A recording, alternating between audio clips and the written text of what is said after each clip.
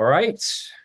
Good evening, everyone. I'm joined by my best friends, Josh and Bennett. We're going to be talking about project management in this particular unit, INST 5131. We have a number of objectives to cover this evening. The first one is really just defining what project management is, understanding what the processes are within this discipline, but also explaining why it is important for an instructional designer to have an understanding of what project management is, the process and the tools.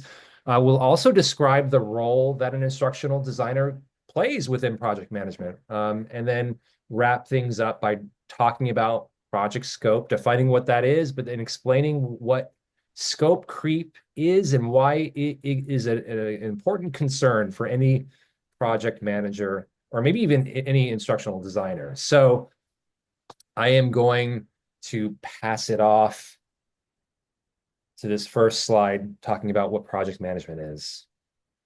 All right, and that is me. So project management is the process or discipline of defining achieving targets while optimizing resources, time, money, people, material, energy, space over the course of a finite project, tracking, facilitating communication and tracking progress to reduce the risk of project failure. And going through the text, it was interesting seeing how many different types of projects you could have as an instructional designer, whether it was having people that you're working with constantly where you can just kind of walk to their office and ask them a question about something versus sorry, my phone is blowing up all of a sudden, versus having people that are completely across the country where you're working with them virtually and having to organize all of that. And so the communication piece for both of those kinds of organizations is kind of crazy, and like I'm in my band hall right now. We have a big project happening tomorrow where we're doing a fundraiser. And so it was crazy that this was the unit that it fell in because we have to talk with vendors, we have to talk with booster members, we have to talk with parents and kids. And so it's like, man, I wish I had something really defined where I could communicate this a little bit better and make it smoother and less stressful for everybody involved. And so it's cool even seeing this, phases of project management on here that Jeff found, because it is all of those things like working through the process. And then at the end of it, our booster board is going to go back and talk about, okay, how did the fundraiser go? What did we like from this year? What did we not like? We talk with the kids and do the same thing.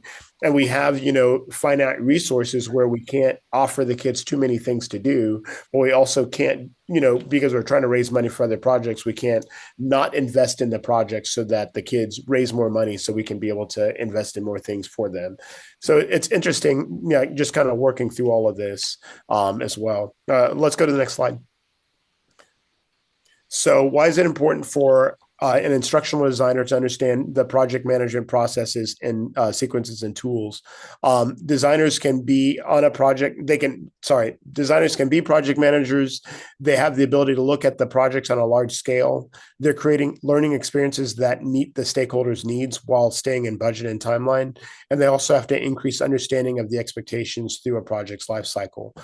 So again, it's interesting that the instructional designer has to be able to take the information that they're doing for the company that they're working for and be able to push it out to people who may not be intimately involved with the project, whether they're the end user or whether they're the designer that is creating the graphics. They kind of have to look at that whole holistic picture and make sure that everybody involved knows what to do, is going to follow the timeline. And again, they have to be able to communicate with those people so they can be successful with their component parts.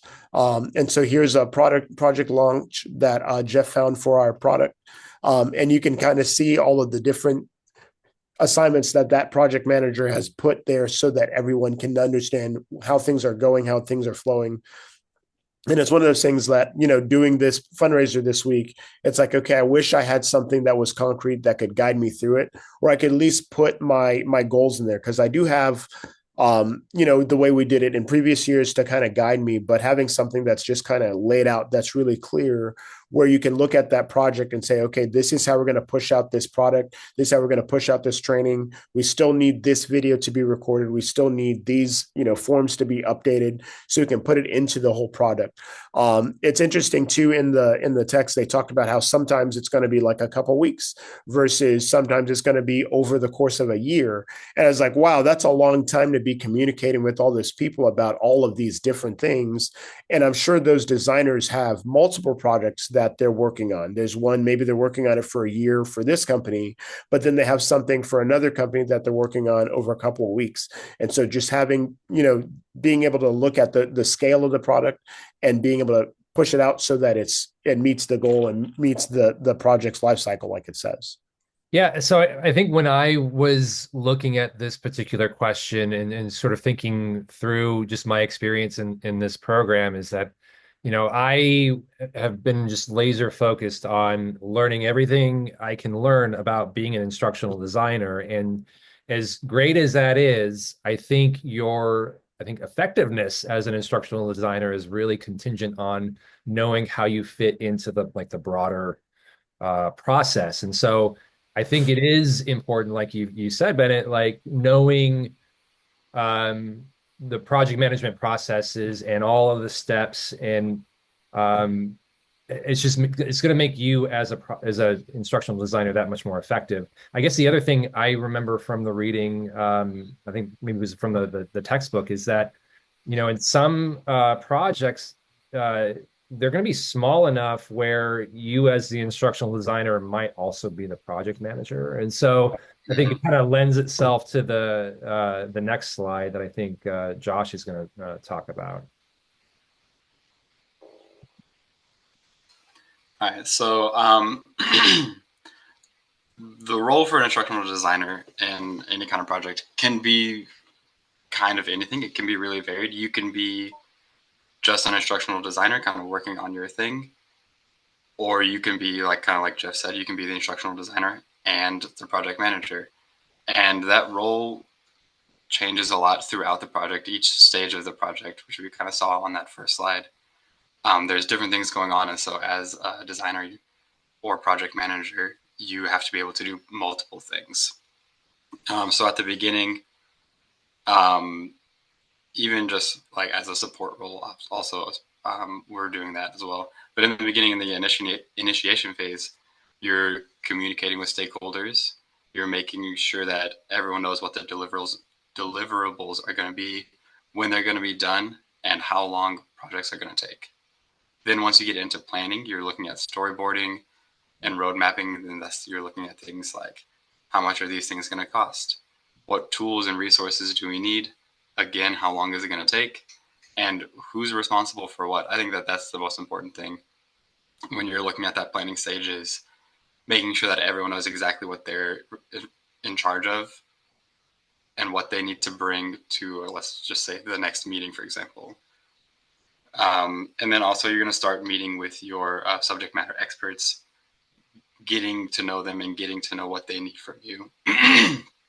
Once it comes into that execution phase, that's when you're, as an instructional designer, you're kind of, I feel like that's kind of where we live, is we're creating those training things, whether that's digital training, whether that's just supports that people need, just simple things that we can say, hey, this group of people, they need a stapler nearby.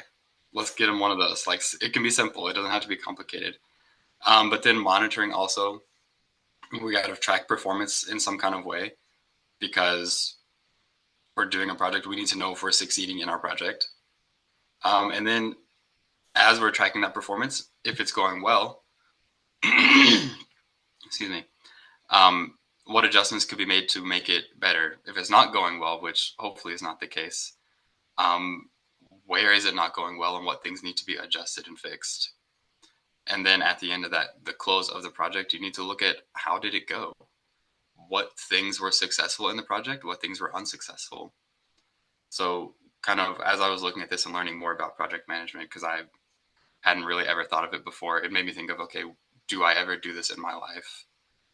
And I am our campus representative for the science fair project. And that is basically this. 2 weeks ago, we had our very first parent meeting about what is science fair. So we're starting that process, but we've got 2 more months before kids even get anything in their hands. So I'm in that planning stage. I'm in that communicating with my stakeholders, I guess would be the parents.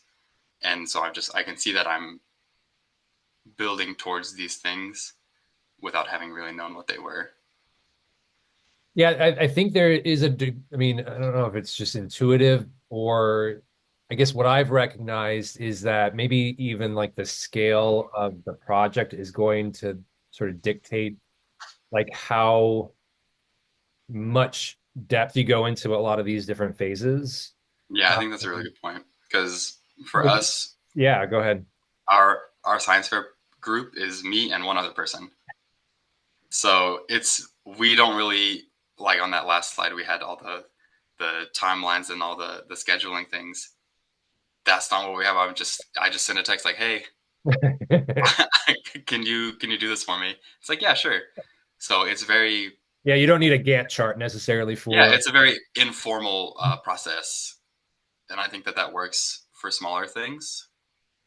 Yeah, but on But the I think other end of the spectrum, right? If you've got like yeah, $1 million project with, hundreds of people that are involved, it's like it becomes like essential that you have like you've that got to degree of have detail. those exactly step by step, day by day. This is what's happening in our project. So I think that's interesting that the scale of the project, like you said, dictates how much goes into the planning and stuff.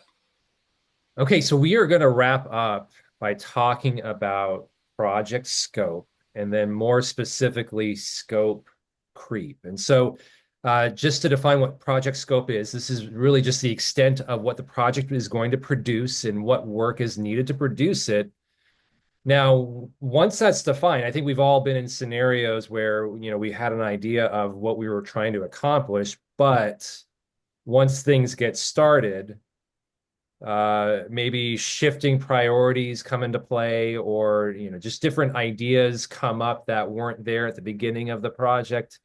You start creeping beyond what was maybe initially defined, and that's really what scope creep is. So this is the increase in the project requirements that can occur over the project life cycle. And really, I think I love this image because this is a really good way of just illustrating it's coming from a good place, right? Like I've got this great idea. It's going to make this product or this tool better, but in the grand scheme of things, it's just going to make more work, make whatever it is that you're doing cost more.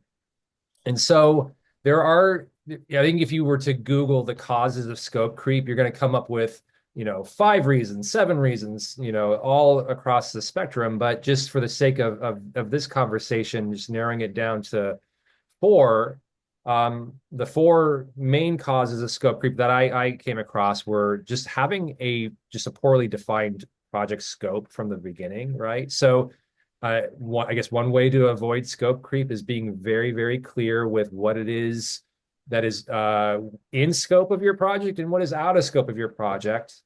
And also making clear like what your deliverables are, right? Being as objective as possible.